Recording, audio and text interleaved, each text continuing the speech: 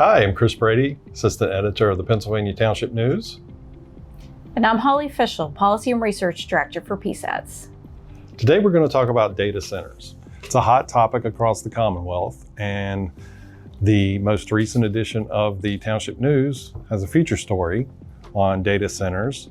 Holly has provided testimony before the Senate committees, and today we're just going to talk a little bit about some of the key points of data centers. First, there are many types of data centers. The ones that are generating headlines across the Commonwealth are the hyperscale data centers. These are the billion-dollar data centers that are proposed in Bucks, Cumberland, Lackawanna, Luzerne, York counties right now, with more on the horizon. But there are many types of different data centers. So you have micro data centers, mobile data centers, edge data centers. So you want to be sure that you know which ones you're talking about. These data centers have challenges for municipalities. The largest challenge that's being discussed at the moment is the water and the electrical challenge that comes with powering these facilities. There's talk of reviving 3 Mile Island and using that to power data centers. There's a data center proposed for Salem Township near Berwick, which will rely on Talon's nuclear facility there. The first thing you want to do is look at what resources are available to your municipality, to your township. And the county site is a good place to start. County planning departments often have plans. They have samples that you can look to help guide your municipality. Zoning overlays, for instance. Cumberland County is a great resource. And if you go to the link in this description, we'll have a link that you can find the white paper that Cumberland County did. And they go through many various aspects of data centers, some background, and then some of the things that you want to look at when you're considering an ordinance or an updated ordinance to address data centers. Holly has additional information on resources as well. So some of the other resources we have is PSATS did a webinar earlier this year on data centers and has an upcoming class available in November at the PSATS building, where we'll be going into more detail about planning and updating your zoning ordinances for where you want to put those. Because if you do have zoning ordinances, it's very important that you update them very soon, because they are coming very, very fast, especially since even the beginning of the year. In addition, there are some, we've been trying to collect ordinances from different townships that have updated their zoning, and those are available in our resource center on psats.org as well. That's one of the member resources. Some of the things townships are looking at, in addition to the big ones, which are the water and the electric, making sure that's provided for, are looking at the heights of structures, if they have emergency vehicles capable of responding.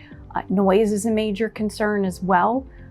There's a lot of compressors that are on 24/7. These things do not shut down. They're going to keep going 24/7. So those are a couple things to take into consideration when you're trying to find the best location in your township for putting data centers. If your township doesn't have zoning in place right now, you can't determine where to put a particular use. They can go anywhere in your township, that just like any other use. You can only direct them through their zoning. But you can update your subdivision ordinance to address certain issues. And you can also rest assured that some things are going to be addressed by other entities.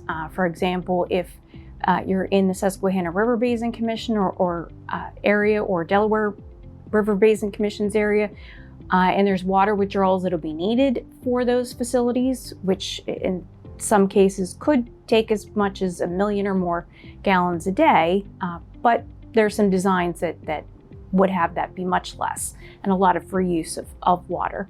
If they do that, then they will need to get permits through the basin commissions, which will regulate that, and that will help protect local wells. So, and the same thing with power companies. They're going to need to get the power that they need for those facilities. Another thing to add is with these data centers, it's driving a huge demand in electricity.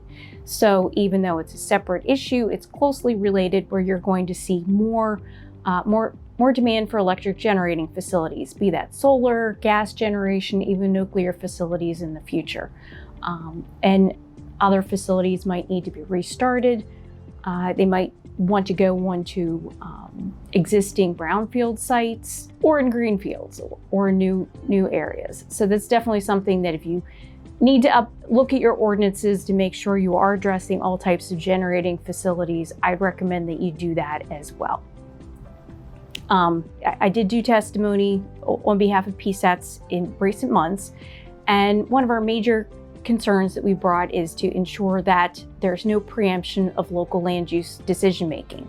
That needs to remain at the local level. And while there seems to be some good support for that, there are others as well who would like to see more of that control move to the state level or reduce what you can do as far as putting conditions in place for these uses that are unique uses and do have bigger impacts than most other type of commercial and industrial uses. And on a final note, there is legislation that's being pushed that would take away local government's ability to oversee where new electric generation facilities went if they are more than 25 megawatts or smaller ones if they're battery energy storage facilities.